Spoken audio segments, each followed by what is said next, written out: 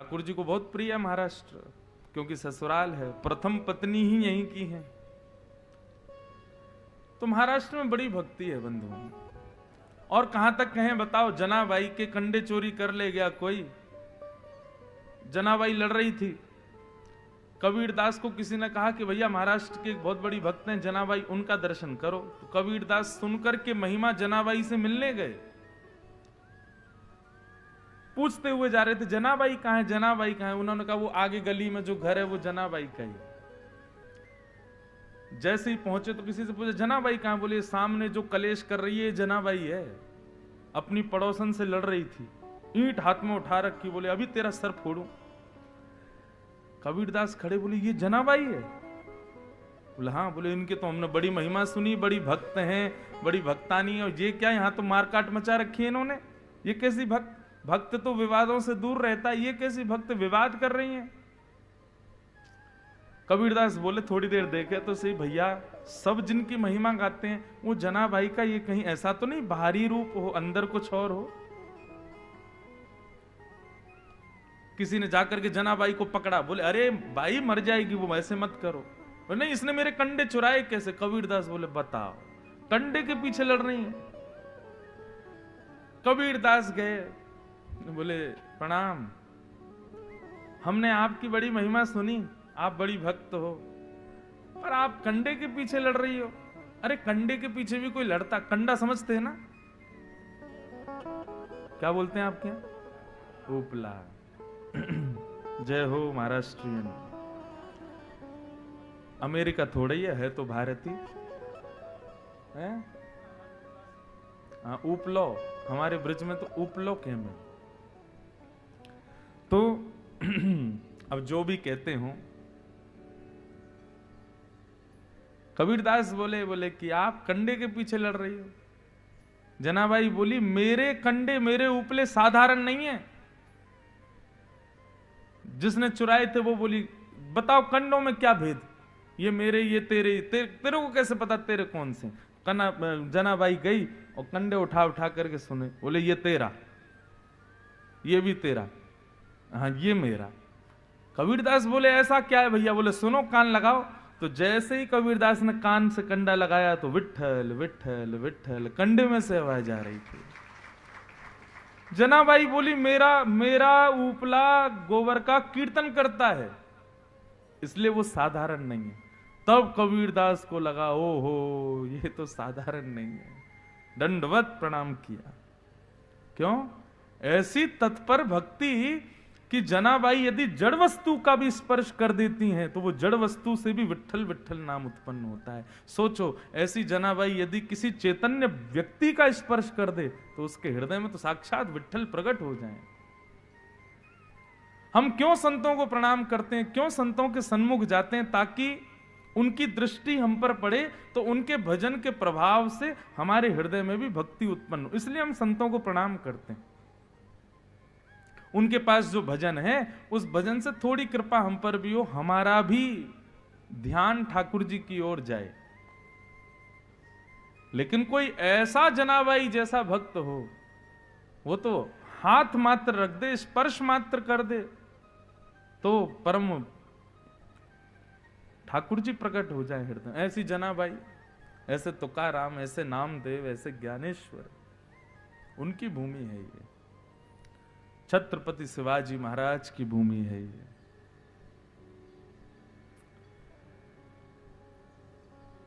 बहुत कुछ है महाराष्ट्र में। तो यहां की हवा, यहां की मिट्टी, यहां का वातावरण, कितनी भी आधुनिकताओं में लोग रहते हो फिर भी वो स्पर्श तो करता है ना। साल में 2-3 बारी सही लोग परम वैष्णव भक्ति में हो जाते हैं महाराष्ट्र में। एक नाथ जी महाराज, वो भी महाराष्ट्र में ही हुए। उनका एक अभंग मुझे पूरा याद तो नहीं, लेकिन मैं एक दिन जरूर अभंग भी गाऊंगा।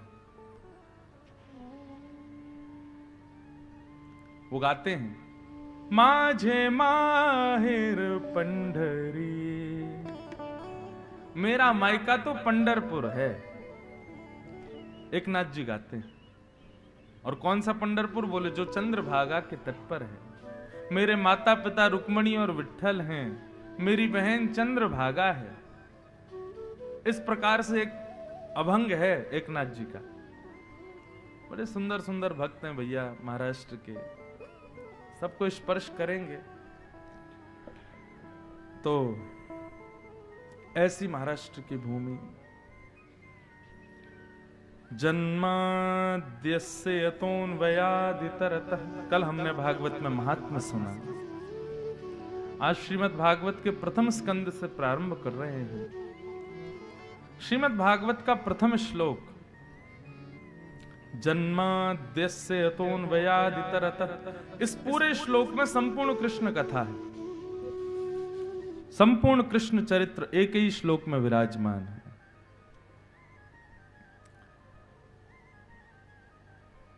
जन्म लेते ही जो भगवान अपने माता पिता को छोड़ करके अन्वयाद इतरतः गोकुल चले गए। चार्थे स्वविज्ञ स्वराट, जो अविज्ञ हैं, अनविज्ञ नहीं है, भगवान सब जानते हैं। ठाकुर जी को सब पता है।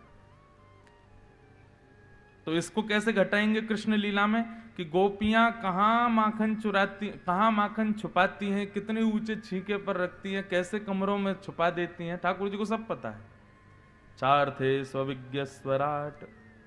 दूसरा, पूतना रूप बदल करके आई, सक्टासुर, अघासुर, बकासुर, कितने सारे राक्षस आए, ठाकुर जी ने सबको मार दिया। तेने ब्रह्म हृदय आदि कवये, आदि कवि ब्रह्मा को जिन्होंने अपने रूप से ज्ञान प्रदान किया। मुह्यन्ति यत् सूरयः, और गोवर्धन धारण करके देवताओं के राजा इंद्र को भी मोहित कर लिया। तेजो वारी मृदाम यथा विनिमयो, पृथ्वी जल अग्नि वायु आकाश पंच तत्वों को जिन्होंने पवित्र किया। यत्र त्रिशैगुम मृषा, तीन स्थानों पर जिन्होंने लीला की। कहां कहां? ब्रज, द्वारिका और हस्तिनापुर। धाम्ना स्वेन सदा निरस्तकुहकम सत्यम परम धीमहि। अपना ब्रह्म ज्ञान, भागवत धर्म का ज्ञान उद्धव को प्रदान करते हुए जो अपने स्वधाम को प्रस्थान कर गए हैं, ऐसे परम सत्य श्री कृष्ण को हम प्रणाम करते हैं, उनको हम बारंबार वंदन करते हैं। बंधुओं, भागवत के प्रथम श्लोक के 1008 से भी अधिक अर्थ हैं। बड़े बड़े विद्वान अपनी वैयाकरणी स्थिति से इस श्लोक के अनेक अर्थ करते हैं। हमारे गुरुदेव ने इसका कृष्ण परक अर्थ सुनाया, तो वो मैं आपके सामने कह रहा हूं। संपूर्ण कृष्ण कथा एक ही श्लोक में है। ऐसे परम सत्य भगवान को हम बारंबार प्रणाम करते हैं। सत्यम परम धीमहि। भागवत के दूसरे श्लोक में विषय, अधिकारी, संबंध और प्रयोजन 4 बातें हैं। सबसे पहला, भागवत का विषय क्या है? तो धर्म प्रोजित कैतवोत्र परमो निर्मत्सराणाम सताम। भागवत का विषय है सुनने वाले के हृदय में परम धर्म का बीज बोना। धर्म और परम धर्म 2 चीजें होती हैं, 2 विषय हैं।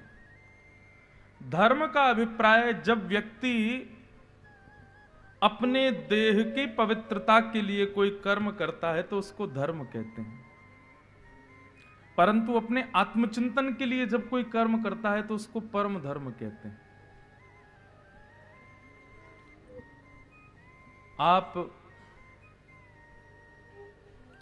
5 स्टार होटल में जाते हो तो उसमें देह का सुख होता है कि आत्मा का सुख होता है?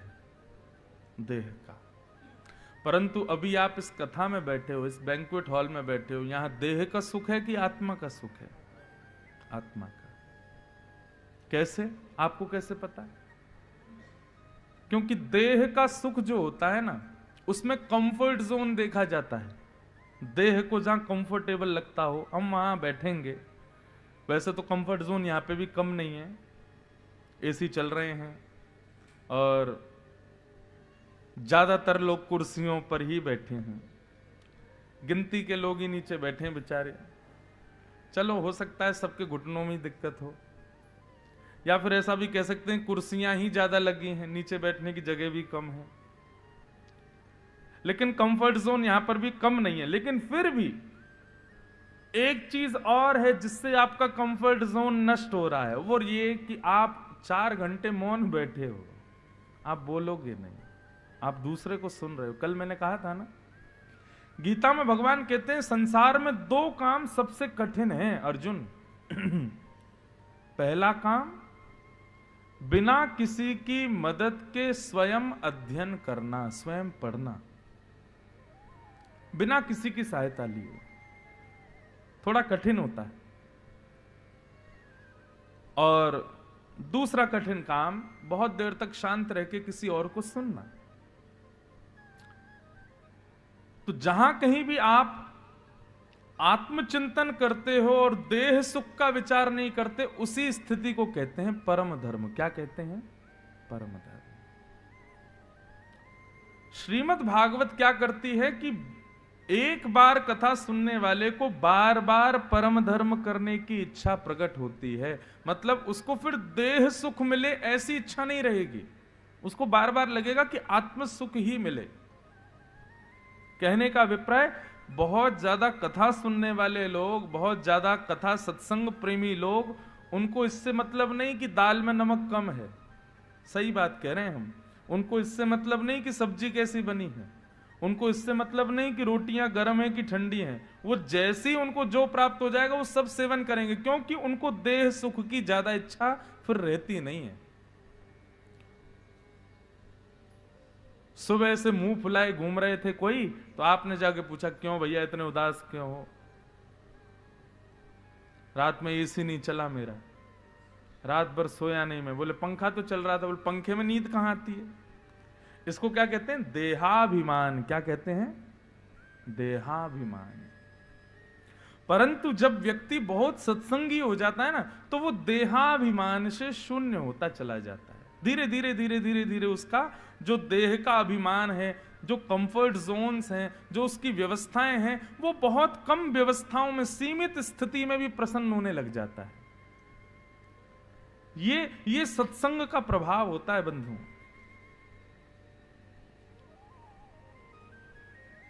हम लोगों की ज्यों ज्यों उम्र बढ़ती है ना, त्यों त्यों हमारे सुख के दायरे भी बढ़ते चले जाते हैं।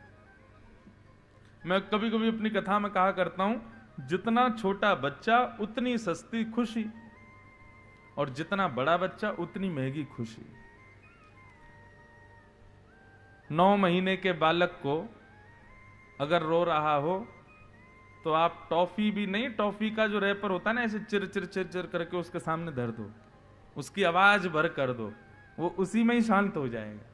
उसको चाहे कितनी भी गहरी चोट लगी हो, लेकिन 9 महीने का बालक है, उसके सामने आप झुनझुना ऐसे हिला के धर दो, उसी से ही खुश हो जाएगा। लेकिन वही बालक 19 साल का हो जाए और रोए, उसको झुनझुना दिखाओ, बेटा शांत हो जा, आप मेरी इंसल्ट कर रहे हो मम्मा, मैं 19 साल का हो गया, ये क्या झुनझुना दिखा रहे हो मुझे? अच्छा चल झुनझुना नहीं चाहिए, ले वो एक गाड़ी आती है ना, उसको पीछे करो, आगे भागती है, देख ला देख, नहीं होगा शांत। जितने बड़े हम होते चले जाते हैं, हमारी खुशियां उतनी महंगी होती चली जाती। लेकिन महंगी से महंगी खुशियों से भी अपने आप को प्रसन्न करने के बाद एक उम्र ऐसी आती है, उसके बाद पुनः फिर कम होता चला जाता है व्यक्ति, फिर उसकी खुशियां सस्ती होती चली जाती हैं। बड़े बुजुर्ग जितने ज्यादा हो जाते हैं, अब उनको तुम बच्चे कितने भी महंगे महंगे फोन दे दें, कितने भी महंगे कपड़े दे दें, कोट दे दें, जूते दे दें, घड़ी दे दें, उनको ज्यादा उसकी इच्छा नहीं रहती।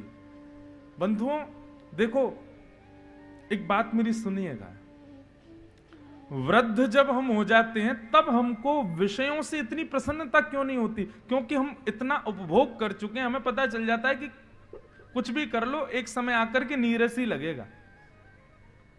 ये बात हम पहले ही क्यों नहीं समझ जाते? ये बात हम अपनी युवावस्था में ही क्यों नहीं समझ जाते? क्यों? आज के युवाओं को एक रोग हुआ है बंधुओं, और वो रोग पता है क्या है? वो डीअटैच नहीं हो पाते चीजों से। अटैचमेंट इतना ज्यादा हो जाता है, चाहे व्यक्ति हो, चाहे वस्तु हो, चाहे अपनी मनपसंद चीजें हो, कि उससे फिर डीअटैच होना उसके लिए बहुत मुश्किल है, और वही फिर डिप्रेशन आदि का कारण बनता है। लेकिन जैसे ही उम्र बढ़ती है ना, बुजुर्गता की ओर हम जाने लगते हैं, तो देखो वो बहुत जल्दी डीअटैच हो जाते हैं। माता पिता जब हम छोटे थे तब ज्यादा गुस्सा करते थे, अब हम बड़े हो गए, वो थोड़े वृद्ध हो गए, अब वो इतना गुस्सा नहीं करते हमारे ऊपर। क्यों? अब वो समझ गए हैं। धीरे धीरे वृद्धावस्था जब आती रहती है तो व्यक्ति जो है वो डीअटैच होना शुरू कर देता है। सत्संग का प्रभाव ये होता है, कथा प्रवचन आदि इन सब का प्रभाव ये होता है कि व्यक्ति अपने बहुत कम आयु में समझने लग जाता है कि भाई संसार के किसी भी विषय भोग वस्तु से ज्यादा अटैचमेंट मत करो। जितना हो सके आत्म सुख के कारणों को जीवन में लाओ, देह सुख की चीजों से जितना हो सके दूर रहो। मैंने अपने जीवन की दूसरी कथा न्यूयॉर्क में की थी। तो जब मैं गया तो जहां मेरी कथा थी वहां के एक परिवार ने मुझे कहा, महाराज जी कल हम आपको मैनहट्टन घुमा के लाएंगे। मैंने कहा चलो। तो दूसरे दिन मैं उनके साथ घूमने गया, मैनहट्टन घुमा के लाए। महाराज जी वर्ल्ड ट्रेड सेंटर है, स्टैचू ऑफ लिबर्टी, सब जगह घुमा के लाए। लौट करके जब मैं वापस आया तो जहां मेरी कथा चल रही थी वहां मंदिर था, वहां के पुजारी जी ने अगले दिन की छुट्टी ले ली मुझसे बिना पूछे। क्यों ली? बोले वो भी मुझे मैनहट्टन घुमाने ले जाना चाहते थे। तो दूसरे दिन पुजारी जी आ गए, बोले महाराज जी शाम को 7 बजे से कथा है, पूरे दिन आप क्या करेंगे? मैंने कुछ नहीं। बोले चलो आपको मैनहट्टन घुमा ला। मैं तो कल घुमाया। बोले मैंने छुट्टी ली है आपको घुमाने के लिए, आज और चलो। फिर से वही world trade centre, statue of liberty, ये वो सब घूमा।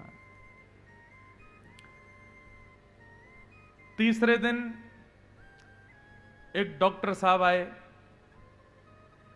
और डॉक्टर का नाम तो मुझे याद नहीं, पर जब मैं 4 साल का उम्र का था तो पिताजी के साथ गया था, तो मेरा एक दांत हिल रहा था तो उन्होंने निकाला था वो। तो वो आकर के मुझसे बोले महाराज जी मुझे पहचाना? मैंने कहा नहीं। बोले मैं वही हूं जिसने आपका दांत निकाला था 4 साल की उम्र में। अरे मैंने कहा तो मुझे क्या याद है अभी? मैंने कहा बताओ। बोले आज हम अपने क्लिनिक को बंद करके आए हैं। मैंने कहा काय को? बोले आपको मैनहट्टन घुमाना है। अरे मैंने कहा भैया मैं घूम लिया, 2 दिन से रोज जा रहा हूं, अब मेरा मन नहीं है। कहने का अभिप्राय, मैनहट्टन हो, चाहे वर्ल्ड ट्रेड सेंटर हो, चाहे स्टैचू ऑफ लिबर्टी हो, कई लोगों के सपने होते हैं वहां घूमने के, जाने के, न्यूयॉर्क सिटी की रात देखने के। लेकिन 1 दिन 2 दिन, और इन 2 दिनों में स्थिति हो गई कि अब तीसरे दिन मुझसे कोई कह रहा है तो मेरा मन नहीं है जाने का।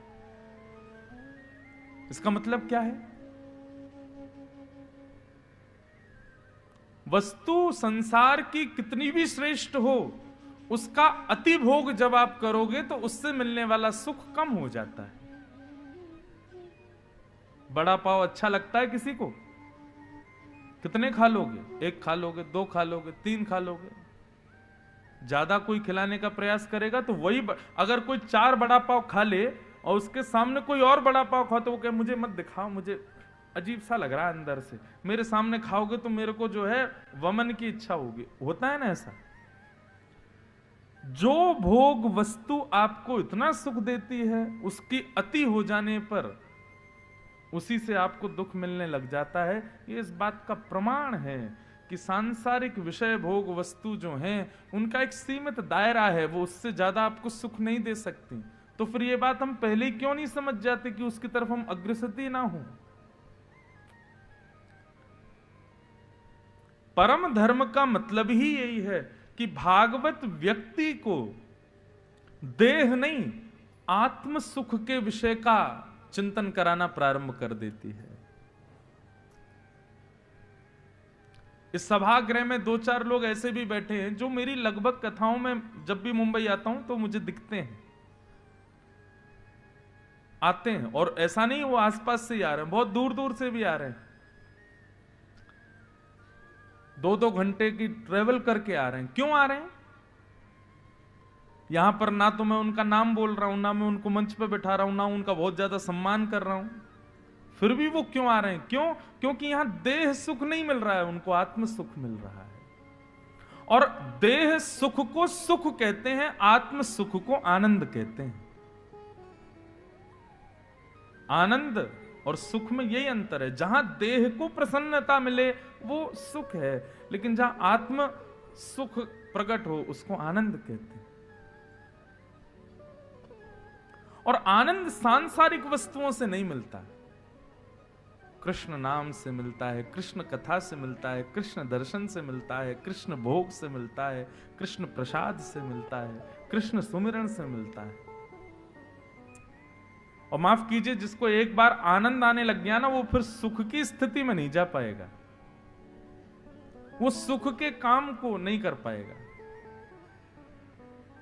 अब मैं अपनी एक प्राइवेट स्थिति बताऊं तो मैं भी जीन्स पहनता था, मैं भी टी शर्ट पहनता था, मैं भी आजकल के बच्चों की तरह मैं भी घूमता था, आज भी घूमता हूं। लेकिन अब ऐसा नहीं है कि मैं पहन नहीं सकता, लेकिन मेरी इच्छा ही नहीं होती, मेरा मन ही नहीं होता। मैं रात्रि सोता हूं तो भी धोती पहन के ही सोता हूं। क्यों?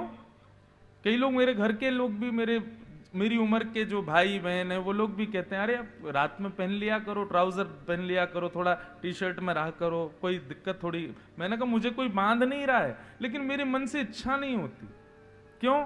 इस अवस्था में, इस वेशभूषा में ऐसा लगता है मैं सदा कृष्ण का हूं, कृष्ण किसी ना किसी रूप में मेरे ही हैं। मैं रात में भी सो के यदि बीच में उठूं और उस समय दर्पण में देखूं तो माथे का तिलक थोड़ा सा बिगड़ा हुआ सा दिखे, थोड़ी धोती दिखे, तो तब भी ये लगता है कि निद्रा में भी सही तिलक तो है, निद्रा में भी सही धोती तो है, किसी ना किसी रूप में मैं कृष्ण का हूं निद्रा के समय भी। पत्नी क्यों 24 घंटे सिंदूर रखती है मांग में? ताकि जब भी उसको कोई देखे तो पहचान जाए कि भाई ये रिजर्व्ड है, इसका ब्याह हो चुका है। ऐसा मैंने कहा भैया यमराज कभी भी आ सकता है, रात में भी आ सकता है, दिन में भी आ सकता है, किसी भी समय उसका आगमन हो सकता है। तो कहीं मेरी वेशभूषा ही देख करके, मेरे माथे का तिलक ही देख करके, मेरी चोटी देख करके, मेरी स्थिति देख करके उसको पता चल जाएगा ही इज रिजर्व्ड, ये कृष्ण का हो चुका है।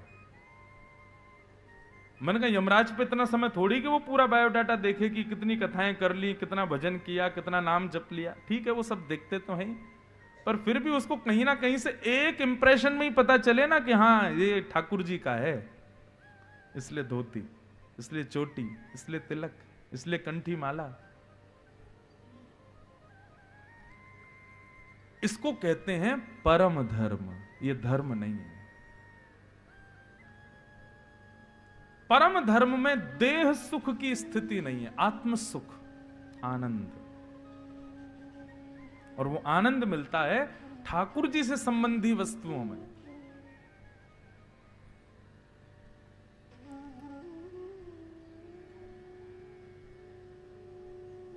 ठाकुर जी से संबंध हो,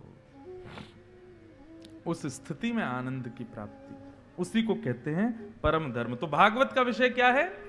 सुनने वालों के चित्त में परम धर्म प्रकट कर देना, हो ना हो। कल कई लोग अभी आज तो दूसरा ही दिन है, लेकिन जो आयोजक लोग हैं, जो हमारे यजमान हैं, उनको पता होगा, और जो लोग कथा कराते हैं उनको भी पता है। कई लोग ना ऐसे आते हैं, अच्छा ठीक है हम एक दिन आएंगे, ठीक है हम 10 मिनट के लिए आएंगे, लेकिन वो 10 मिनट का कह के आते हैं, कथा पूरी 4 घंटे सुन लेते हैं। आए तो हम 10 मिनट के लिए थे, लेकिन पता नहीं इतना अच्छा लगा, हम तो पूरी कथा बैठ के सुनने लगे। हम आए तो एक दिन के लिए थे, लेकिन कथा इतनी अच्छी लगी कि हमने टिकट कैंसिल करा दी, हम रुक गए।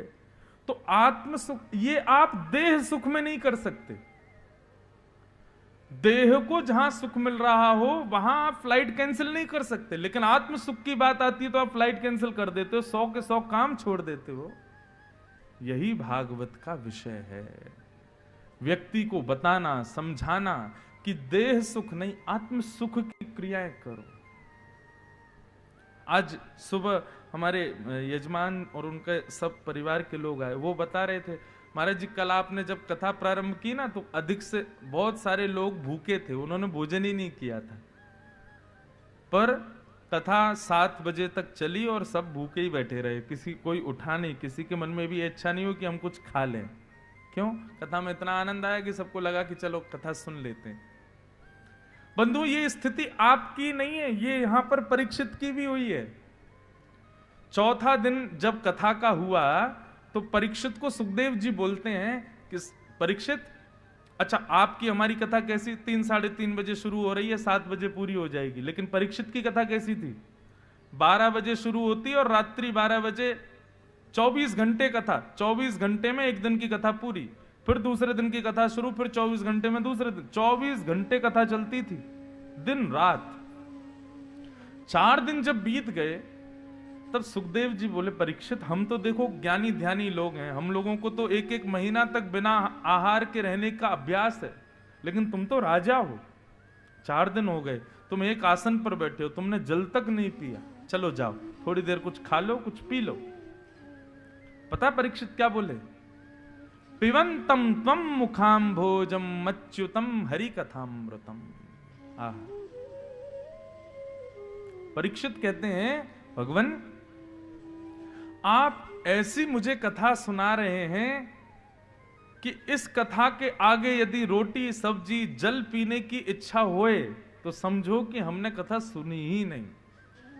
वास्तव में इस वक्त मेरा आहार आपकी वाणी है, आप बोल रहे हैं उसी से मेरा पेट भर रहा है, आप बोल रहे हैं उसी से मेरी प्यास बुझ रही है, आप बोलना बंद कर देंगे तो शायद निश्चित मेरे प्राण निकल जाएंगे, इसलिए ये सामान्य रोटी सब्जी जल आदि पाने के लिए मुझे प्रेरित मत कीजिए, आप बस कथा सुनाते रहो, क्योंकि अब कथा ही मेरा आहार है। ये परीक्षित की स्थिति थी चौथे दिन में। वो कहते हैं कि मुझे नहीं लगती भूख, नहीं लगती प्यास, बस आप कथा सुनाओ, इसमें जो सुख है वो सांसारिक में नहीं है। स्थिति तो बहुत अच्छी हो जाती है कथा सुनने के बाद, सम हो जाओगे आप, कौन क्या बोल रहा है इससे मतलब नहीं होगा, जीवन में क्या उतार चढ़ाव चल रहे हैं इनसे फर्क नहीं पड़ेगा, भूख लगी प्यास लगी, देह को जो चाहिए वो नहीं मिलेगा तो भी कोई फर्क नहीं पड़ेगा, अच्छा ही है। और यही भागवत का विषय है, परम धर्म। फिर आप देह के लिए नहीं जियोगे, फिर आप आत्मा के लिए जियोगे कि भाई इसको परमात्मा से मिलवाना है। मेरे पास दिन कम है, समय जल्दी बीत जाएगा, आखिर यह तन खाक मिलेगा,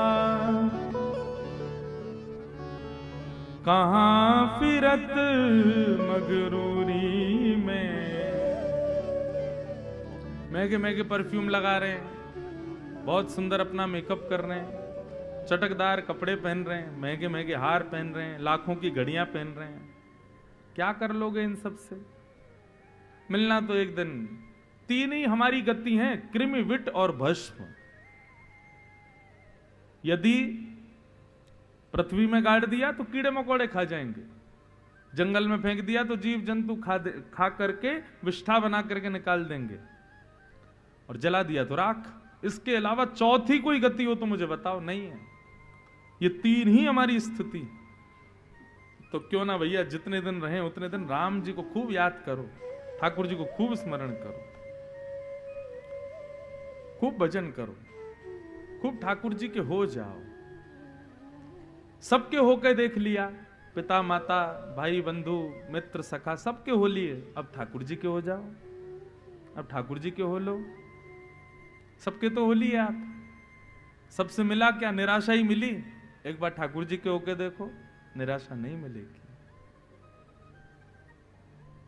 हाँ, तो भागवत का विषय क्या है? हमारे हृदय में परम धर्म का बीज बोना, भागवत का विषय।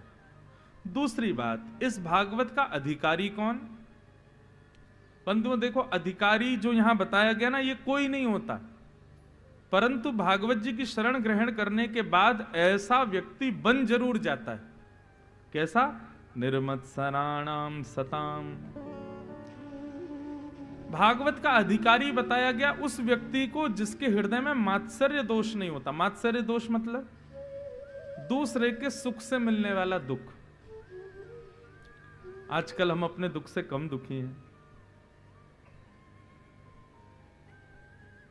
अपने दुख से कम दुखी, दूसरे के सुख से ज्यादा दुखी। ऐसा व्यक्ति कथा का अधिकारी नहीं है। लेकिन यदि ऐसा व्यक्ति कथा में आ जाए, तो मैं अभी कुछ समय से एक बात अपनी कथा में कहने लगा हूं कि भैया आपने कथा सुनी है और कथा का प्रभाव आपके ऊपर हुआ है, यदि ये टेस्ट करना हो तो एक बात हमारी मान लीजिए। क्या? हम सब जानते हैं कि हमको किससे ईर्ष्या होती है?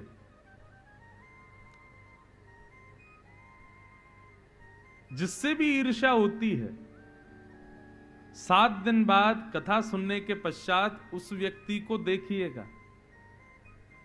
यदि उसको देखने पर पुनः ईर्ष्या होवे तो समझो अभी हमने कथा नहीं सुनी है।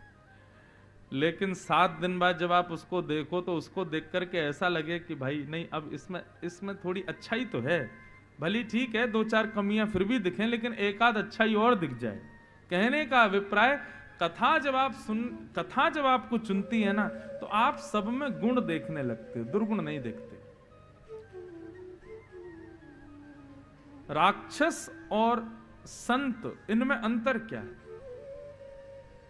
राक्षस खुद में गुण देखते हैं, बाकी सब में दुर्गुण देखते हैं, और संत सब में सद्गुण देखते हैं, खुद में दुर्गुण देखते हैं। हमारे वृंदावन में कभी किसी संत से मिलो, श्रेष्ठ रसिक संत से मिलो, वो सदैव अपने आप को दी नहीं बताएंगे, सभी अपने आप को खराब ही बताएंगे। हैं तो सब संत, लेकिन सब में गुण देखेंगे। चैतन्य महाप्रभु नाम सुना है? चैतन्य महाप्रभु एक बार किसी कथा में गए और कथा जाकर के सुनने लगे, तो कथा जो वक्ता कर रहे थे वो पढ़े लिखे नहीं थे, कुछ भी बोल रहे थे अनर्गल, केवल दक्षिणा लेने के लिए बैठे थे व्यासपीठ पर। अब चैतन्य महाप्रभु के साथ जो शिष्य मंडली गई थी वो तो समझ गई कि ये व्यास जी को कुछ आता जाता नहीं है, ये तो बस ऐसे ही बोले जा रहे हैं। पर चैतन्य महाप्रभु की स्थिति क्या थी? दोनों भुजाएं उठा करके अविरल अश्रु धारा गिर रही थी। आहा आहा, मधुरतम मधुर मधुर, कितनी सुंदर कथा। भावावेश में आ गए। जब कथा के बाद शिष्यों ने चैतन्य महाप्रभु से पूछा, भगवान क्षमा करें दृष्टता, परंतु हम जिसकी कथा में गए थे वो इतनी बढ़िया कथा तो कर नहीं रहा था, ना वो ज्ञानी था, उसकी कथा में श्लोक भी गलत थे, केवल समय निकाल रहा था 4 घंटे, और आप उसकी कथा में भावावेश में चले गए। आप उसकी कथा में ऐसा प्रिटेंड कर रहे थे मानो जैसे कितनी अच्छी कथा कर रहा था। आपके नेत्रों से अविरल अश्रुधारा निकल रहे थे, ऐसा क्यों? चैतन्य महाप्रभु कहते हैं, तुम लोग उसकी परीक्षा लेने गए थे कि कथा सुनने गए थे? बोले भगवान सुनने तो कथा ही गए थे, लेकिन वो सुनाई ऐसी रहे थे। बोले नहीं, वो कुछ भी बोल रहे थे, लेकिन मुख से कृष्ण तो बोल रहे थे ना, मुख से राम तो बोल रहे थे ना, मुख से माधव तो बोल रहे थे ना, केशव तो बोल रहे थे ना, और क्या चाहिए तुमको? और उस दिन चैतन्य महाप्रभु बोले, तृणादपि सुनीचेन, अपने आप को तृण के समान मानो, और सामने बैठा हुआ कोई भी व्यक्ति हो उसको सदैव गुणवान एक पर्वत के समान मानो, ये बहुत गुणवान है, मुझसे ज्यादा गुण इनके अंदर हैं, सदैव ऐसे रहो।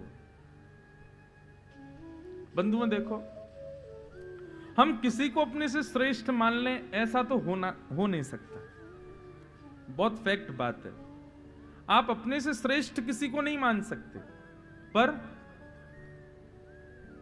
उसमें एकाध गुण ढूंढने की प्रवृत्ति तो अपनी बना सकते हो ना, कि इसमें भी कोई ना कोई गुण तो है। कथा उसी दिन से असर करने लग जाएगी जिस दिन आपकी चित्त वृत्ति इस प्रकार की हो जाए कि आप अत्यंत उपेक्षित अयोग्य व्यक्ति में भी गुण खोज लो कि इसमें यह गुण है। समझो कथा ने स्वीकार किया, समझो वैष्णवता आ रही है। लेकिन हमारी स्थिति क्या, अत्यंत गुणवान व्यक्ति में भी हम लोग दोष ही ढूंढते हैं। इसमें दोष क्या है? सब में गुण देखो, सब में योग्यताएं देखो, सब में श्रेष्ठताएं खोजो। क्या है? एक वो बड़ी प्रसिद्ध कथा है। एक बार एक संत गंगा में स्नान कर रहे थे। स्नान करके बाहर आए तो एक नास्तिक व्यक्ति, संतों का उपहास करने वाला व्यक्ति वहां से गुजर रहा था। वो जहां भी संत महात्माओं को देखता, जटाधारी, सोटाधारी, पीले वस्त्र पहने संतों को देखता तो उनकी हंसी उड़ाता था। तो आज उसने क्या किया, जैसे संत गंगा स्नान करके आए तो जल पी करके उनके ऊपर उगल दिया। दोबारा चले गए, दोबारा स्नान किया, दोबारा बाहर आए तो उसने फिर उगल दिया, फिर चले गए, फिर स्नान करके आए, तीसरी बार फिर उगल दिया। जितनी बार उसने जल उनके ऊपर फेंका मुंह से, उतनी बार वो स्नान करने गए। थोड़ी बहुत देर करने के बाद उसको बहुत बुरा लगा, बोले कि मैंने गलती कर रहा हूं, बताओ मैं इनके ऊपर इतना उगल रहा हूं, ये फिर भी बार बार जाके गंगा स्नान कर रहे हैं, क्रोध नहीं कर रहे। अब की बार बाहर आए तो उसने चरण पकड़ लिए, बोला भगवान मैं आपके धैर्य को प्रणाम करता हूं, मैंने इतनी बार आपके ऊपर जल उगला लेकिन आप हर बार नदी में स्नान करने चले जाते हैं, मुझसे कुछ नहीं बोलते। संत ने उल्टा उसको प्रणाम किया, बोले कि नहीं मुझे तुझे प्रणाम करना चाहिए। बोले क्यों? बोले क्योंकि रोज तो मैं एक ही बार स्नान करता था, आज तेरी वजह से 10 बार स्नान हो गया मेरा। रोज तो एक ही बार गंगा मैया की गोद में जाता था, आज तेरी वजह से 10 बार गंगा मैया ने गोद में उठाया, भैया तुझे प्रणाम। ऐसी स्थिति, सब में गुण देखो। कोई एक गुण भी यदि आप व्यक्ति में देखने लग जाओगे ना, समझो बस उसी दिन से आपके अंदर परिवर्तन होना प्रारंभ हो जाएगा। इसलिए आज के बाद हमारी एक बात मानिए, और जब घूमते हैं आप सब में कुछ ना कुछ गुण निकालो। इसमें गुण क्या है, इसकी योग्यता क्या है, इसमें श्रेष्ठता क्या है, ये देखना प्रारंभ करो। आप बस इतने से प्रारंभ कीजिए, आप 6 महीने के अंदर देख लेंगे कि आपके अंदर कितना मेजर परिवर्तन आ जाएगा। विचारधारा, बुद्धि, सोच सब बदल जाएगी। गुण देखो। अभी सोमनाथ में पहली बार हमने मानस की कथा की, रामचरितमानस। तो वहां पर एक इतना सुंदर प्रसंग आता है कि जब भरत जी सारे अयोध्या वासियों को लेकर के चित्रकूट पहुंचे राम जी को वापस लाने के लिए, तो जब पहला मिलन हुआ अयोध्या वासियों का राम जी से, सब दौड़ दौड़ करके एक दूसरे को गले लगा रहे थे। तो तभी क्या हुआ कि निषाद राज गुह ने विश्वामित्र जी को प्रणाम किया। जब प्रणाम किया तो उन्होंने वशिष्ठ जी को जब प्रणाम किया तो उन्होंने उसको दूर से ही बस आशीर्वाद दे दिया। लेकिन राम जी को यह बात भाई नहीं, बोले कि मेरा मित्र है और वशिष्ठ जी ये सोच रहे हैं कि ये कौन से कुल जाति में जन्मा है, इसको हम हृदय से नहीं लगाएंगे। सबको लगाया, उसको नहीं लगाया। तो राम जी ने गुरु जी को दिखाते हुए उसको हृदय से लगाया। गुरु जी ये मेरा बड़ा प्रिय है, ये मुझको बहुत प्यारा लगता है, मुझे बहुत प्रेम है इससे। जब राम जी की इस दशा को देखा तब वशिष्ठ जी ने उसको भी हृदय से लगाया। बोले भाई जब राम जी नहीं विचार करते तो हम क्यों विचार कर रहे हैं, हम कैसे विचार कर सकते हैं। तो ठाकुर जी का स्वभाव कैसा है बंधुओं, जात पात पूछे नहीं को, हरि को भजे सो हरि को हो। ठाकुर जी किसी में भी अवगुण नहीं देखते, सब में गुण का दर्शन करते हैं। यही दृष्टि, यही स्थिति हमारी होनी चाहिए। मेरी दृष्टि में मुक्ति किसे कहते हैं? आपकी दृष्टि में मृत्यु के बाद मुक्ति मिलती होगी, लेकिन मेरी दृष्टि में जीते जी आप अपनी जाति से मुक्त हो जाओ, जीते जी अपने बंधनों से मुक्त हो जाओ, जीते जी अपने व्यवहारों से मुक्त हो जाओ, जीते जी सांसारिक उपभोगों से मुक्त हो जाओ, ये वास्तविक मुक्ति है। इन 7 दिनों के अंदर यदि एक भी दूषित लक्षण हमने अपना नष्ट कर दिया, वो असली मुक्ति मानी जाएगी।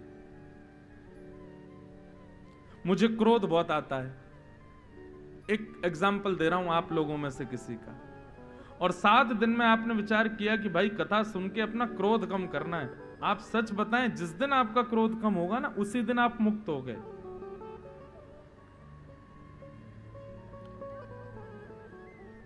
जिस दिन आप अपने विषय भोग स्थिति से मुक्त होते हैं, मुक्ति असली वो है।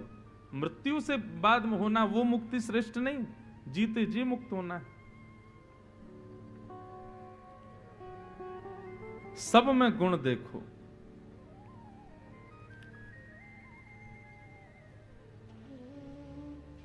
पंडरीनाथ भगवान के एक भक्त हुए, उनका नाम था चोखा मेला जी।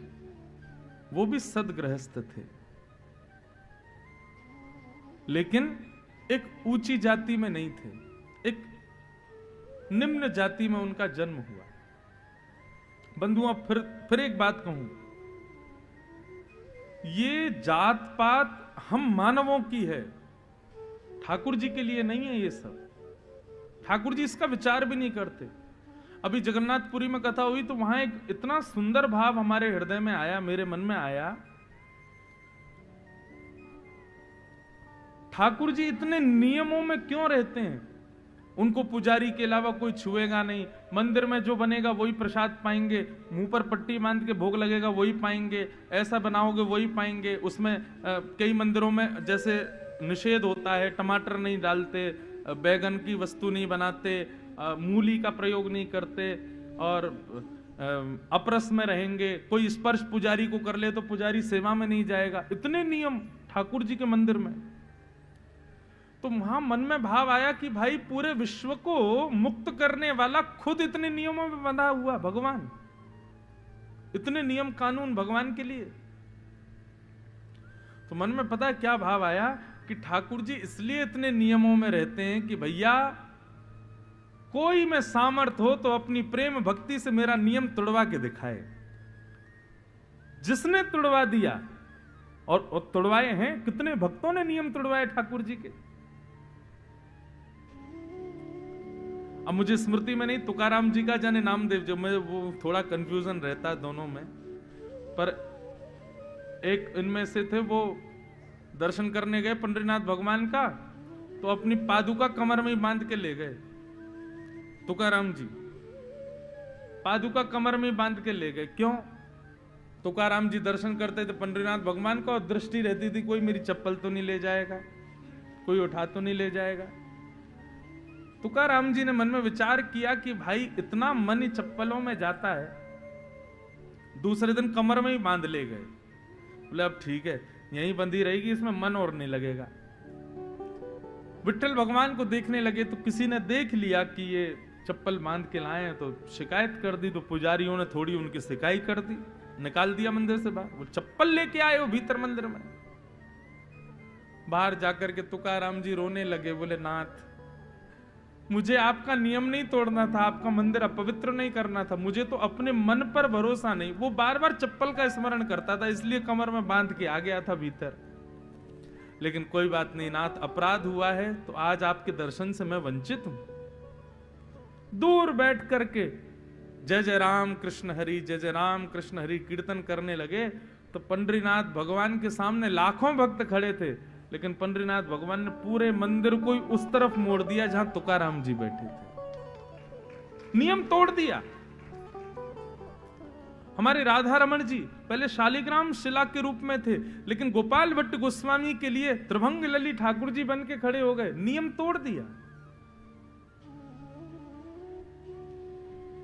कितने नियम तोड़े हैं ठाकुर जी ने अपने भक्तों के लिए। तो मुझे ऐसा लगता है ठाकुर जी नियम कानूनों में इसलिए रहते हैं कि किसी में सामर्थ्य हो तो अपनी प्रेम लक्षणा भक्ति से तोड़वा के दिखाओ। यदि तुमने तोड़ दिया तो मान जाएंगे।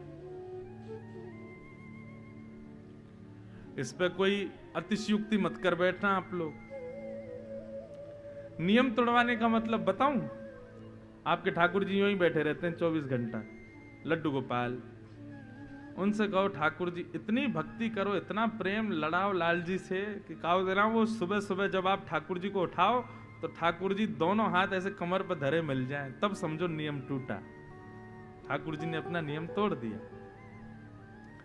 किसी दिन आप थाली रखो और जब थाली उठाने जाओ तो देखा भोग प्रसाद सारा चट्ट हो गया, सब पा गए ठाकुर जी, पूरी थाली चाट गए, समझो नियम तोड़ दिया। कितने नियम तोड़े भक्तों के लिए। तो पंडरीनाथ भगवान के एक भक्त हुए, उनका नाम चोखा मेला जी। सदगृहस्थ थे परंतु निम्न जाति में थे। एक दिन ठाकुर जी के लिए केले का प्रसाद लेकर के गए और पुजारी जी को कहने लगे, बोले पंडरीनाथ भगवान को, विट्ठल भगवान को भोग लगा दो। पुजारियों ने कहा तुम सोच भी कैसे सकते हो, तुम्हारे हाथ की छुबी वस्तु हम ठाकुर जी को देंगे? आ गए चले मुंह उठा करके केला लेके, लो भोग लगा दो, चलो जाओ वापस यहां से, और तुम दूर से ही दिखा दो, तुम्हारी इतनी सामर्थ्य है, तुम दूर से दिखा दो बस और चले जाओ। चोखा मेला जी को बड़ा बुरा लगा, रोने लगे एकांत में बैठ करके, ठाकुर जी से कहने लगे मेरी गलती क्या है इसमें? आप ब्राह्मण कुल में भेजते मुझे, इसमें मेरी क्या गलती कि मैं कैसे माता पिता के घर में जन्मा हूं? इसमें मेरी क्या गलती कि ये जात पात का पूरा कार्यक्रम आपने बना रखा है, इसमें मेरा क्या दोष है? मेरा तो भाव शुद्ध है ना, मेरा तो मन पवित्र है ना। ठाकुर जी ये सब दोष आपके हैं, मेरे नहीं हैं। और यदि इस जन्म में, इस जाति में मैं आपका भोग नहीं लगा सकता, ब्राह्मण कुल के ही आप केवल अधिकारी हो, तो ठीक है मैं अपने प्राण त्यागता हूं, और प्राण त्याग करके ब्राह्मणों का स्मरण करके प्राण त्यागूंगा, क्योंकि अंते यामति सागति, अंत में जो सोचते हैं वो अगले जन्म में बनते हैं। तो ब्राह्मणों का चिंतन करके मरूंगा, तो अगले जन्म में जब ब्राह्मण बनूंगा तब आपका भोग लगाऊंगा। भले बने बैठे हो जगन्नाथ, नाम बदल लीजिए आप अपना, आप जगन्नाथ नहीं हो, आप ब्राह्मण नाथ हो, आप ऊंची पदवी वालों के नाथ हो, आप पैसे वालों के नाथ हो। ऐसे करके ठाकुर जी को छेड़ने लगे, रोने लगे और अन्न जल त्याग करके बैठ गए। बोले अब तो बस प्राण त्यागने। क्यों? क्योंकि इस देह से तो ठाकुर जी सेवा स्वीकार नहीं करेंगे ना। जैसे ही इस भाव में आए, मंदिर में बैठे पंडरीनाथ भगवान विचलित हो गए, और अर्धरात्रि के समय चोखा मेला जी के द्वार पर उन्होंने देखा कि दिव्य तेज प्रकट हुआ है, चंदन की सुगंधी आ रही है, नूपुरों की छम छम आवाज आ रही है। तभी उन्होंने दृष्टि खोल करके देखा तो श्री पंडरीनाथ भगवान उनके द्वार पर खड़े हुए हैं, द्वार पर पधारे। चोखा मेला जी ने जैसे ही देखा वो समझ गए, बोले भगवान आए हैं, बहुत मैंने सुना दिया इसलिए आ गए। अब क्यों आए हो आप? लौट जाइए यहां से, जाइए ब्राह्मणों के यहां जाइए, श्रेष्ठों के यहां जाइए, उन्हीं से सेवा लीजिए, आप उन्हीं के ठाकुर हो, हम तो अब अगले जन्म में ही करेंगे आपकी सेवा। पंडरीनाथ भगवान बोले चोखा मेला, अरे मैं तो इसलिए आया हूं, मुझे बहुत जोर की भूख लगी है भैया, सुबह से आज कछु खाया नहीं है, तू ऐसे मीठे मीठे केला मुंह को दिखा के गए, वाक्य बाद मंदिर को प्रसाद मुझको अच्छा ही नहीं लगा, मुझे तब से वही केलों की याद आ रही है, मुंह को खवाए दे। ठाकुर जी भीतर प्रवेश कर गए और बैठ करके जैसे ही पाने लगे, ठाकुर जी बोले नहीं यहाँ पाटे पे बैठ के नहीं, तुम्हारी गोद में बैठ के पाएंगे। और चोखा मेला जी की गोद में लटक करके ठाकुर जी उनके हाथों से केला खा रहे हैं। बोले देखो मंदिर में तुम भोग लगा के जाते तो थाल में सजा के हमको दिखा के वापस कर दिए जाते, लेकिन हमको मंदिर में नहीं चाहिए था, हमको तो ऐसे तुम्हारे घर आके पाना था, इसलिए वहां स्वीकार नहीं किया। ठाकुर जी ने प्रेम से केला पाए, बोले सुनो 2 केला और दे दो। बोले क्यों? आपका तो पेट भर गया। बोले मेरा तो भर गया, रुक्मणी बैठी है ना, उसको भी खिलाऊंगा जाके, उसको भी तो बताऊं, देखो भक्तों के प्रेम से फल कितने मीठे हो जाते हैं। जिस प्रकार मानव तोते की चोंच लगे फल को मीठा समझता है, ऐसे ही भक्त जब प्रेम से कोई वस्तु अर्पित करता है, ठाकुर जी कहते हैं वो जैसे तोते की चोंच से मीठा हुआ फल होता है, ऐसे ही भक्त जब प्रेम प्रस्तुत करता है उसका फल भी अति मीठा। उस समय मुझे मंदिर में बने 56 भोग प्रिय नहीं लगते, उसका फल प्रिय लगता है। ठाकुर जी कभी दुर्गुण नहीं देखते। हम क्यों देखते हैं सब में दुर्गुण? किसी में दुर्गुण नहीं देखते ठाकुर जी। सीधी बात बताऊं, जैसे हमारी स्थिति है, यदि ऐसी ठाकुर जी की हो जाए ना, जैसी विचारधारा हमारी वैसी ठाकुर जी की हो जाए, तो हम कहीं के नहीं बचेंगे। ठाकुर जी बहुत दयालु, बहुत कृपालु। हमारे वृंदावन में कहते हैं, दुर्योधन की मेवा त्यागी, साक विदुर घर खाई, सबसे ऊंची प्रेम सगाई, सबसे ऊंची प्रेम सगाई, सबसे ऊंची प्रेम सगाई, सबसे ऊंची प्रेम सगाई। दुर्योधन की मेवा त्यागी, दुर्योधन की मेवा त्यागी, साक विदुर घर खाए, सबसे ऊंची प्रेम सगाई, सबसे ऊंची प्रेम सगाई, सबसे ऊंची प्रेम सगाई, सबसे ऊंची प्रेम सगाई। कितने नियम तोड़े ठाकुर जी ने। प्रेम के वश अर्जुन रथ हाको, भूल गए ठकुराई। दुर्योधन की मेवा त्यागी, साख विदुरगर खाई। कितने नियम तोड़ते हैं ठाकुर जी। नियमों में रहते ही इसलिए, ये चुनौती है हम भक्तों के लिए। ठाकुर जी नियम में इसीलिए हैं, बोले तोड़ के दिखाओ। और किसी में प्रेम भक्ति हो तो तोड़ो, तोड़ेंगे ठाकुर जी। तो निर्मत सराणाम सताम, भागवत का अधिकारी कौन?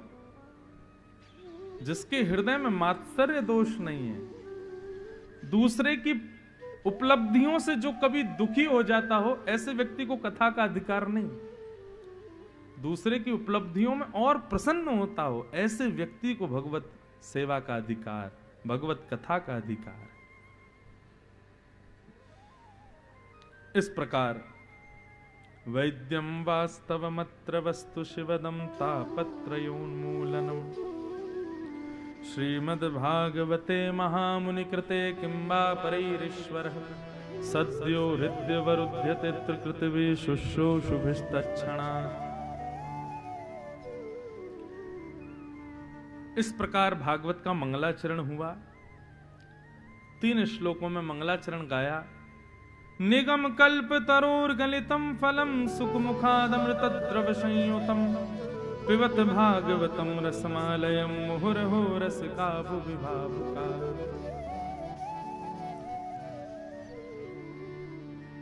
तत्पश्चात सौनकादि ऋषियों ने 6 प्रश्न किए और इन्हीं 6 प्रश्नों में अब सूत जी भागवत की कथा सुनाते हैं। सूत जी महाराज अपने गुरुदेव को वंदन करने के बाद में बहुत सुंदर सुंदर यहां बातें कहते हैं, ध्यान से सुनिए। भागवत की धारा बंधुओं, सूत जी सौनकादि ऋषियों को सुना रहे हैं, सुखदेव जी परीक्षित को सुना रहे हैं और मैत्रेय मुनि विदुर जी को सुना रहे हैं। इस प्रकार 3 धाराएं चलेंगी अब आगामी 6 दिनों तक। तो कभी मैं कहूंगा सूत जी बोल रहे हैं, कभी मैं कहूंगा सुखदेव जी बोल रहे हैं, कभी मैं कहूंगा मैत्रेय मुनि बोल रहे हैं। इस प्रकार ये भागवत की धारा अब चलेगी।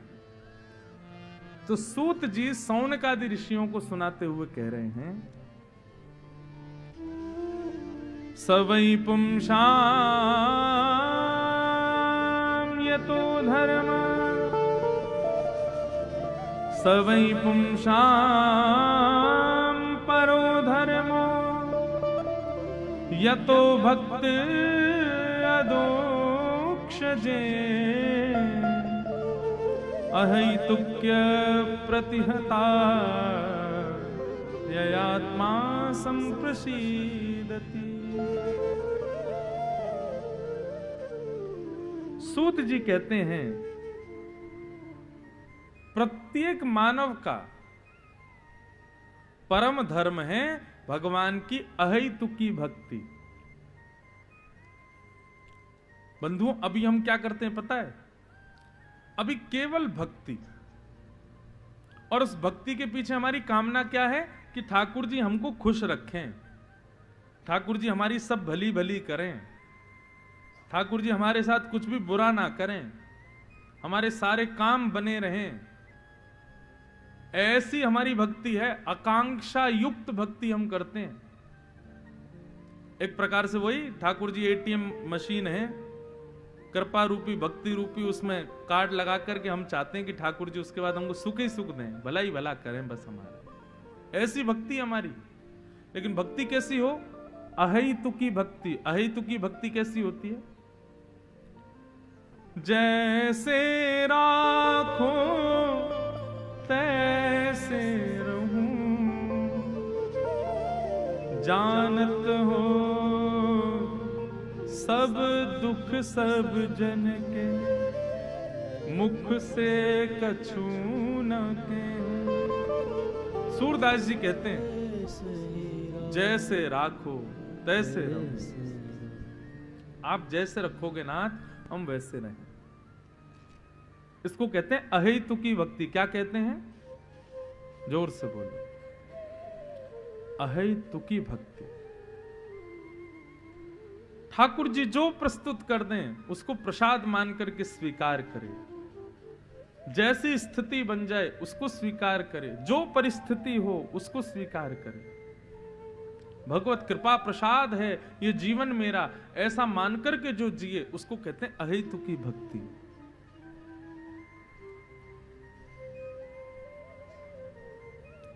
मिल जाए तो वेलकम, ना मिले तो भीड़ कम, ऐसी स्थिति। लेकिन अभी क्या होता है बंधुओं? मिल जाए तो ही ठाकुर जी का वेलकम है, नहीं मिले तो ठाकुर जी भी बाहर घर से। कुछ अच्छा करते ही नहीं हो आप। कई लोग तो देवता ही बदलते रहते हैं, कभी हनुमान जी, कभी अंबा मैया। आजकल कौन चल रहे हैं? आजकल शंकर जी का ज्यादा क्रेज चल रहा है, ट्रेंड में चल रहे हैं शंकर जी। आजकल कहां पहुंच गए? बोले आजकल जो है शनि महाराज ज्यादा बढ़िया है। हमारे महाराष्ट्र में एक स्थान है शनि सिग्नापुर, मैं गया हूं वहां दर्शन करने, बहुत बढ़िया जगह है। वहां जब मैं गया था, छोटा था, नगर में पिताजी की कथा हुई थी, अहमदनगर। तो वहां से जब हम गए शनि सिग्नापुर, तब वहां प्रसिद्धि थी कि वहां घरों में गेट नहीं होते, लॉक नहीं लगाता कोई। क्यों? बोले चोर आ ही नहीं पाते, चोर आके चोरी करते हैं तो अंधे हो जाते, ऐसा मैंने सुना था। अभी भी ऐसा है वहां पर शनि सिग्नापुर। तो हम लोग क्या करते हैं? हवा जहां की उस देवता को पकड़ लेते हैं। विश्वास कितना कच्चा हम लोगों का, एक जगह स्थिति नहीं रखते अपनी। हमारे गुरुदेव कथा सुनाते हैं कि एक व्यक्ति था, गोपाल जी की बहुत सेवा करता था, लड्डू गोपाल जी, लेकिन ज्यादा संपन्न नहीं था।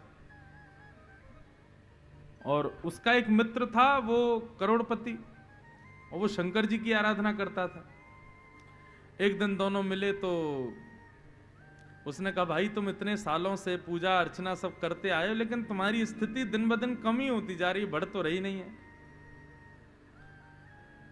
उसने कहा क्या करें, गोपाल जी की पूजा करते हैं। और हम देखो, हम करोड़पति हो गए, हम शंकर जी की पूजा करते हैं। सुनो मेरी बात मानो, तुम ना शंकर जी घर पे ले आओ और कुछ दिन रुद्राभिषेक रोज करो। शंकर जी बड़े दयालु देव हैं, जल चढ़ाओ, दूध चढ़ाओ, कुछ भी चढ़ाओ, धतूरा चढ़ाओ, बिल्वपत्र चढ़ाओ, उसी से ही खुश हो जाते हैं। तो उसने वही किया, शंकर जी ले आया और घर में शंकर जी की सेवा करनी जैसी प्रारंभ की तो जो गोपाल जी थे उनको उठा करके अलमारी में धर दिया। बोले अब तुम यहीं विराजो, इतने दिन में तो कोई कृपा करी नहीं आपने, यहीं बैठे रहो। अब तो शंकर जी पूजे जाएंगे। शंकर जी की जैसी पूजा करने लगा तो अभिषेक आदि करने के बाद में उसने धूप बत्ती वगैरह जलाई और बढ़िया प्रेम से अभिषेक करने लगा तो धूप बत्ती का सहज ही धुआं जो था वो उठ करके वहां जाने लगा जहां अलमारी में गोपाल जी बैठे थे। तो उसके मन में पता है क्या बात आई? बोले अच्छा, अभी आज तक तो इन्होंने मुझ पर कृपा करी नहीं, अब ये दूसरा देवता आ गया ना तो चिढ़ के देखो उसकी धूप बत्ती की सुगंधी भी खुद ही लिए जा रहे हैं, अपने पास ही ले रहे हैं, अपने पास खींच रहे हैं। अभिषेक करने के बाद बोलो अभी बताता हूं। उठ करके गया और अलमारी खोल के बोला आज तक तो मुझ पर कोई कृपा करी नहीं, अब शंकर जी की आराधना भी नहीं करने दे रहे हो, उनकी धूप बत्ती, आज धूप बत्ती के धुआं को ले रहे हो, उनकी सुगंधी ले रहे हो, कल भोग भी खा जाओगे उनका, अब उनको भी कृपा नहीं करने दोगे। रुको मैं तुमको बाहर छोड़ के आऊंगा घर से। जैसे ही गोपाल जी पकड़े सोई गोपाल जी प्रकट हो गए। प्रकट होकर के उससे कहे अरे भाई ऐसा क्यों करता है? उसने कहा आज तक आप प्रकट नहीं हुए और आज शंकर जी की आराधना हुई आप प्रकट हो गए। भगवान आपकी चतुराई समझ गया मैं, आप जैसा ईर्ष्यालु कोई नहीं है। बताओ दूसरे देवता की पूजा से इतनी ईर्ष्या की प्रकट हो गए, मैंने इतने आपके भोग लगाए, इतने आपकी आराधना करी, कभी प्रकट नहीं हुए। गोपाल जी बोले देख आज तक तू आराधना पूजा सेवा सब करता था, परंतु आज जब धुआं मेरी तरफ आया तो तेरे मन में ऐसी भावना आई कि मैं धुआं सूंघ रहा हूं, मतलब मैं मूर्ति नहीं हूं, मैं चैतन्य हूं। तेरे मन में ये विचारधारा आई कि भाई ये साधारण मूर्ति नहीं है, इनके अंदर भी इच्छा है अपनी पूजा करवाने की। आज तूने मुझे मूर्तिमान मान करके मेरे को अपने पूजा से नहीं हटाया, तूने साक्षात चैतन्य मान करके मुझे हटाया, इसलिए मैं प्रकट हो गया। अभी तक तू मुझे मूर्ति मानता था, लेकिन आज तेरी स्थिति ऐसी बनी तूने मुझे चैतन्य माना। तो विश्वास हमारा बहुत जल्दी डगमगा जाता है, थोड़े थोड़े देर में ही हम लोग देवता बदल देते हैं। ऐसा नहीं। सबई पुंसाम परो धर्मो यतो भक्तिर अदोक्षजे। सभी पुरुषों का परम धर्म क्या है? अदोक्षज भगवान की अहैतुकी भक्ति। अहैतुकी, अहैतुकी का मतलब सुख दो चाहे दुख दो फिर भी ठाकुर जी को कभी त्यागे ना, और कैसी भी परिस्थिति स्थिति हो जाए भक्ति कभी डगमगाए ना। इसको कहते हैं अहेतुकी भक्ति।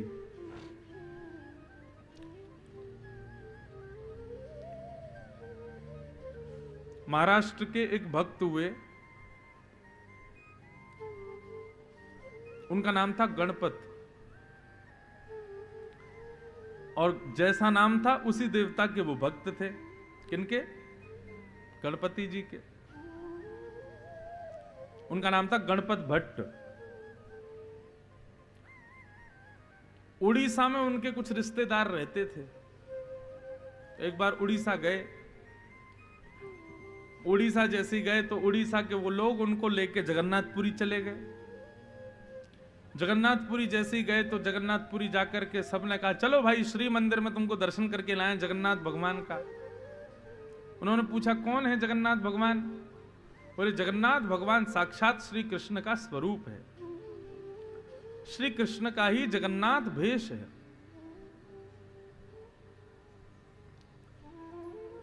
तो गणपत भट्टी जी बोले नहीं नहीं नहीं नहीं मैं नहीं जाऊंगा, मैंने सुना है उनके बारे में वो बड़े खतरनाक हैं। बोले खतरनाक कैसे? बोले मैंने सुना है ये मदन मोहन मनमोहन कृष्ण का कोई दर्शन कर ले तो फिर और किसी को देख ही नहीं पाता, उन्हीं का हो जाता है। और मैं तो मेरे आराध्य देव गणेश जी हैं, मैं उनके अलावा किसी को नहीं देख सकता, मैं अपनी भक्ति को कभी डगमगाने नहीं दे सकता। मेरे मेरे तो केवल गणेश जी हैं, मैं उनके अलावा किसी को देखूंगा ही नहीं। और ऐसा कह करके वो मंदिर में घुसे ही नहीं। अब तो वहां पे प्रसाद भी नहीं पावे ना, वहां पे कुछ भी खावे। बोले क्यों? बोले जगन्नाथपुरी में तो सब कुछ जगन्नाथ जी का भोग है। बोले कहीं मैंने भोग पा लिया और मेरे मन से गणेश जी की भक्ति चली गई तो भोग भी नहीं पावे। समुद्र के किनारे जाकर के रोने लगे। इतनी दूर महाराष्ट्र से चल करके मैं यहां आ गया, मुझे अगर पहले पता होता कि यहां कृष्ण भगवान का मंदिर है तो मैं आता ही नहीं। मैं तो गणेश जी का मंदिर जान के आया था, अब क्या करूं। तो मंदिर में बैठे हुए जगन्नाथ भगवान इतने रीझ गए उनके इस भाव से, न जाने कौन से गुण पर दयानिधि रीझ जाते, न जाने कौन सा गुण उनको भा जाए। गणपति भट्ट के इस भाव से रीझ गए कि भैया देखो ये गणेश जी का कितना बड़ा भक्त है कि उनके आगे मेरे को देखना इसको मंजूर नहीं। इतने में ही ठाकुर जी एक छोटे से बालक का रूप बना करके समुद्र किनारे पहुंच गए और जाकर के गणपति भट्ट से बोले, भैया आप कुछ खा लीजिए, थोड़ा कुछ पानी पी लीजिए। अरे मुझसे मत बोलना, यहाँ ये जगन्नाथपुरी है, पुरुषोत्तम क्षेत्र में सब भगवान जगन्नाथ का ही प्रसाद होता है और मैंने कहीं पा लिया और मेरी कहीं निष्ठा नष्ट हो गई गणेश जी के प्रति, तो अब तो भैया मैं प्रतीक्षा कर रहा हूं कब जाऊं यहां से वापस महाराष्ट्र, अपने गणेश जी की पूजा करूंगा तब कुछ पाऊंगा। तो छोटा सा बालक बोला, बालक थोड़ी था, जगन्नाथ जी थे। बोले अरे भैया तुमको किसी ने बहका दिया है, ये जगन्नाथ भगवान जो हैं ये गणेश जी हैं, ये गणेश जी का ही मंदिर है। बोले गणेश जी हैं? बोले हाँ। अच्छा उनके बड़े बड़े कान हैं? बोले और नहीं तो कान हैं। उनका बड़ा पेट है? बोले बहुत बड़ा पेट है। उनकी सूंड है? बोले बहुत प्यारी सूंड है श्री जगन्नाथ जी की, चलो तुमको दर्शन करावें। इतने में ही महाराज गया, लेकिन उसने कहा तुम कहीं मुझे झूठ बोल रहे हो तो? बोले एक काम करो, तुम आंखों पे पट्टी बांध लो और पट्टी बांध के चलो और जगन्नाथ जी को छू के देख लेना, उनकी सूंड भी है, कान भी है, पेट भी है। गणपति भट्ट जी जैसे ही गए, अच्छा पहले बंधुओं जैसे पंढरपुर में आज भी कितने भी दर्शनार्थी चले जाओ, सब जाकर के पंडरीनाथ भगवान को स्पर्श कर सकते हैं, गले लगा सकते हैं। ऐसे श्री जगन्नाथ जी में 2008, 9, 10 तक भी हर दर्शनार्थी को अंदर जाके जगन्नाथ जी को हृदय से लगाने का अनुमति थी, अभी 2010 तक भी, हाँ 2014 तक। उसके बाद से अभी बंद हो गया, मतलब पिछले 8-9 वर्षों में। बाकी पहले सब लोग भीतर जाके जगन्नाथ जी को स्पर्श कर सकते थे। तो गणपति भट्ट जी आंखों पे पट्टी बांध के गए और जैसे ही ब्रह्मवेदी पे पहुंचे जगन्नाथ जी के पास, जाकर के उन्होंने स्पर्श किया। बोले गणेश जी हैं कि नहीं देखूं पहले? तो पहले तो उनके इधर हाथ लगाए तो बड़े बड़े कान हाथ में आ गए, बोले हाँ कान तो बड़े हैं। उसके बाद नीचे उधर पकड़ा तो जे बड़ा पेट, लंबोदर, बोले हाँ पेट भी बड़ा है। जैसी नाक पकड़ी तो महाराज लंबी सूंड हाथ में आ गई। आहा समझ गए, बोले जय हो मेरे गणपति हैं। भैया मुझे बहका दिया कि तो कृष्ण का मंदिर है, ये तो गणेश जी का ही है।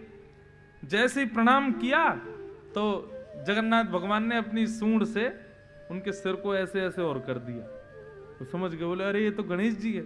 जैसे ही नजर खोल करके देखा, पट्टी हटा के देखा तो जगन्नाथ जी, सूंड भी नहीं थी, नाक भी नहीं, पेट भी नहीं। बोले हो ये क्या हुआ, अभी तो इनकी सूंड थी अब कहां चली गई? पट्टी बांध करके स्पर्श करें तो सूंड दिखे, सूंड का अनुभव हो, और पट्टी खोल के देखें तो जगन्नाथ जी। रोने लगे, घबरा गए, बोले हे नाथ क्या हो रहा है? इतने में जगन्नाथ जी प्रकट हो गए। बोले भैया भेद क्यों मानता है? गणेश हो, शिव हो, दुर्गा हो, सब मेरा ही विलास है, सब जगह मैं ही हूं, मुझ में और उनमें कोई भेद नहीं है, भेद क्यों करते हो? और तब से श्री जगन्नाथ जी ने नियम बना लिया, आज भी स्नान पूर्णिमा, ज्येष्ठ पूर्णिमा के दिन श्री जगन्नाथ जी, बलभद्र जी और सुभद्रा जी आज भी गणपति भेष धारण करते हैं, उस भक्त की याद में, उस भक्त की स्मृति में। तो इसे कहते हैं अहेतुकी भक्ति। भले ही गणेश जी के प्रति थी, लेकिन कितनी अहेतुकी भक्ति। इसको कहते हैं अनन्य भक्ति, अहेतुकी भक्ति। ऐसी भक्ति जो करता है ठाकुर जी के प्रति, ठाकुर जी कहते हैं वो मुझे बहुत प्रिय है। हमारे अंदर है ऐसी भक्ति? हमें जरा सा कोई लोभ दे दे किसी अन्य देव का, हम तुरंत पहुंच जाते हैं। देखो, दर्शन सबका करो, प्रणाम सबको करो, लेकिन प्रेम केवल एक से करो। दर्शन सबका करो, कोई मना नहीं है, सब मंदिरों में जाओ, सबको प्रणाम करो, लेकिन निष्ठा, प्रेम और समर्पण केवल एक के प्रति, किसी एक के प्रति। इसको कहते हैं अहेतुकी भक्ति। यही मानव का परम धर्म है। अहेतुक्य प्रतिहता ययात्मा संप्रशीदति। अहेतुकी भक्ति।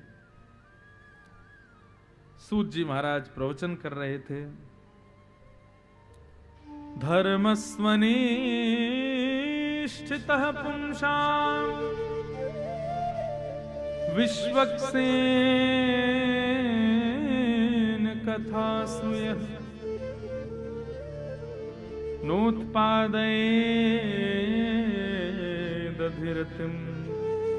श्रम एव हि केवलम्। धर्मस्वनिष्ठितः पुंसां विश्वक्सेन कथासु यः नोत्पादयेदधिरतिं श्रम एव हि केवलम्। बहुत अच्छी बात है, बहुत ध्यान से सुनिएगा।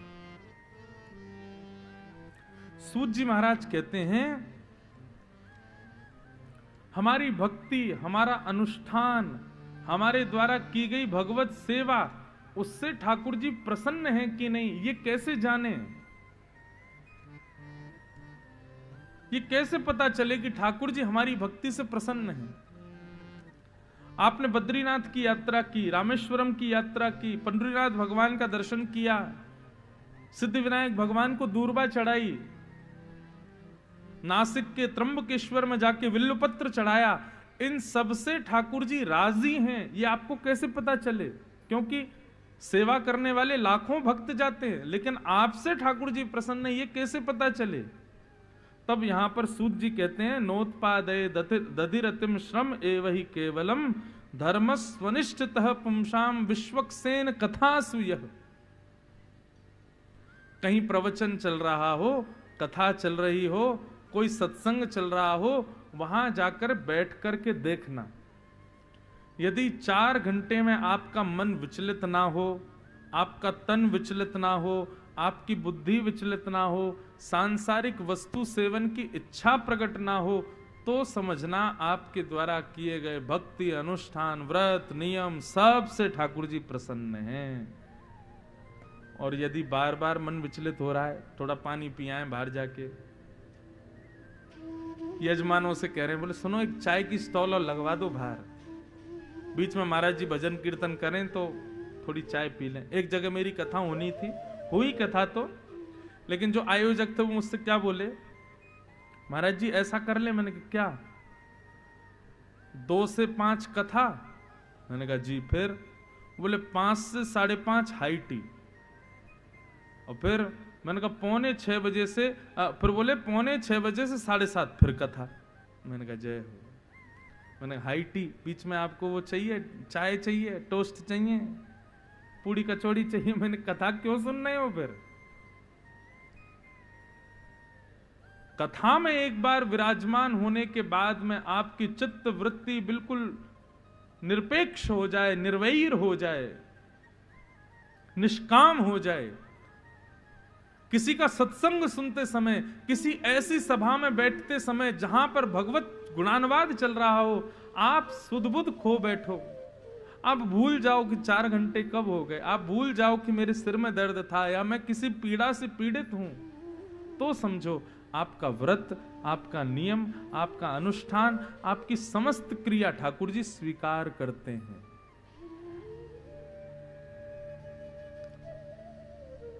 भगवत कथा में, सत्संग में मन भजनों से नहीं लगता, कीर्तनों से नहीं लगता, संगीत से नहीं लगता, चुटकुलों से नहीं लगता, उदाहरणों से नहीं लगता। ठाकुर जी की इच्छा होती है तब लगता है।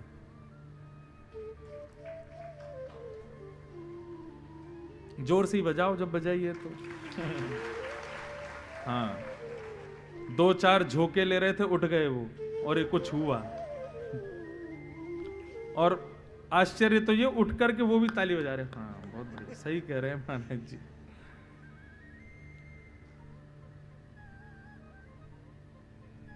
भगवत कथा में प्रीति। मैं अपनी कथा में एक बात कहा करता हूं, आपके महाराष्ट्र की थी हमारी रुक्मणी जी। भगवान ने ऐसा कौन सा गुण देखा जिस गुण पर रीच करके ठाकुर जी ने उनको अपनी प्रथम पत्नी बनाया। बहुत सुंदर बात है। रुक्मणी जी ने 7 श्लोकों में पत्र लिखा, और पहले श्लोक की पहली बात रुक्मणी जी कहती हैं, श्रुत्वा गुणान भुवन सुंदर शृण्वताम ते निर्विश्य कर्ण विवरे हरतोंगतापम। रुक्मणी जी कहती हैं, मैंने आपको कभी देखा नहीं है नाथ, मैंने केवल आपको सुना है। मैंने आपकी कथाओं में आपके गुणानुवाद सुने हैं, संतों से आपकी चर्चा सुनी है, और जब से आपके बारे में सुना है, आपका रूप कैसा, रंग कैसा, वैभव कैसा, ऐश्वर्य कैसा, संपत्ति कैसी, मुझे इससे कोई मतलब नहीं। बस संत आपकी प्रशंसा गा गा करके सुनाते हैं, तब से आपसे मुझे प्रेम हो गया है। आप कृपा करके मुझे पत्नी रूप में स्वीकार करो। जब ब्राह्मण पत्र लेकर के गए ना, तो भगवान ने पत्र ब्राह्मण को दिया, बोले पढ़ के सुनाओ क्या लिखा है। बोले कि एक कौंडन्यपुर के राजा हैं, विदर्भ देश के भीष्मक, उनकी बेटी ने पत्र भेजा। बोले पढ़ के सुनाओ। जब पहला श्लोक बोला ब्राह्मण ने, श्रुत्वा गुणान भुवन सुंदर शृण्वताम ते निर्विश्य कर्ण विवरई हरतोंगतापम, भगवान बोले बस बंद करो। ठाकुर जी पूरा तो पढ़ने दो। अरे बेचारी ने बहुत मेहनत से लिखा, पूरा तो सुन लीजिए। बोले नहीं बंद करो। बोले अब? बोले बैठो रथ में चलते हैं, इसी से ब्याह करेंगे। बोले अरे इतनी जल्दी? अभी तो प्रभु एक श्लोक भी पूरा नहीं बोला मैंने। बोले मुझे बाकी अब कुछ नहीं जानना, बस मुझे इसी बात से प्रशंसा है कि जिससे मुझे विवाह करना उसको मेरी कथा प्रिय लगती है, उसको मेरा सत्संग प्रिय है, उसको संतों का संग प्रिय है, उसे ऐसा समाज प्रिय है जहां कीर्तन होता है, जहां भक्ति भाव होती। बस अब उसका रूप कैसा, उसके गुण कैसे, इससे मुझे कोई मतलब नहीं, बस उसको कथा प्रिय है, इसलिए मुझे वो प्रिय है। और ठाकुर जी ने रुक्मणी जी से विवाह किया। सोचो,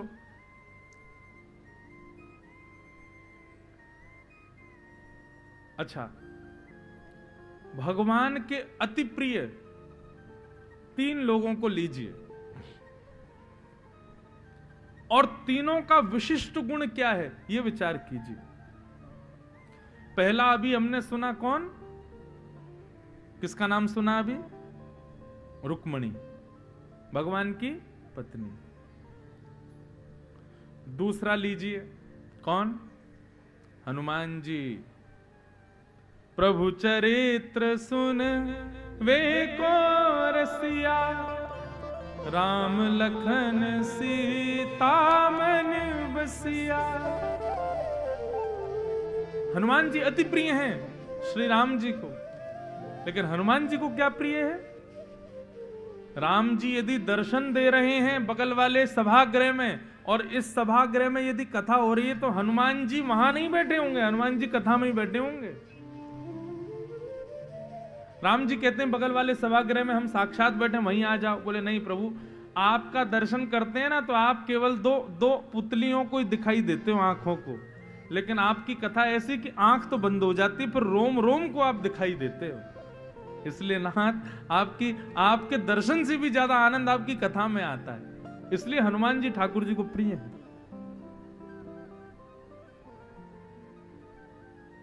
और तीसरे सबसे प्रिय श्री ठाकुर जी के कौन हैं? संत, जो केवल भगवत चर्चा करते हैं, जिनको सांसारिक चर्चा से कोई मतलब नहीं, कोई लेना देना नहीं। जो केवल भगवत वार्ता में ही अपना पूरा दिन व्यतीत करते हैं, ठाकुर जी को वो बड़े प्रिय है। इसका मतलब भगवत कथा में यदि आपका मन लग रहा है तो अंदर ही अंदर खुश हो जाना, अंदर ही अंदर प्रसन्न हो जाना। क्यों? क्योंकि ठाकुर जी की इच्छा है तभी लग रहा है, नहीं तो आपकी इच्छा से नहीं लग सकता।